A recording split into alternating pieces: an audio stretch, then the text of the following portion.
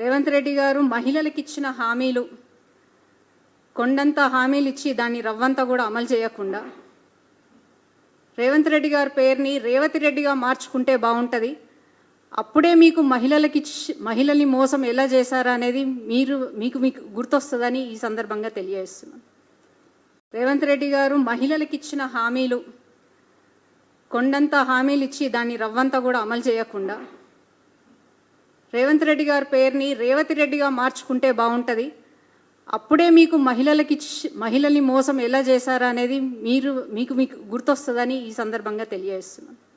రేవంత్ రెడ్డి గారు మహిళలకు ఇచ్చిన హామీలు కొండంత హామీలు ఇచ్చి దాన్ని రవ్వంతా కూడా అమలు చేయకుండా రేవంత్ రెడ్డి గారి పేరుని రేవతి రెడ్డిగా మార్చుకుంటే బాగుంటది.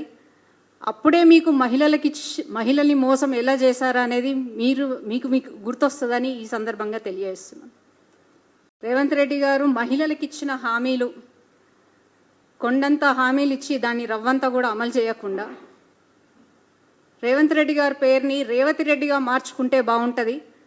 అప్పుడే మీకు మహిళల్ని మోసం ఎలా చేశారా అనేది మీకు గుర్తొస్తుందని ఈ సందర్భంగా తెలియజేస్తున్నాను.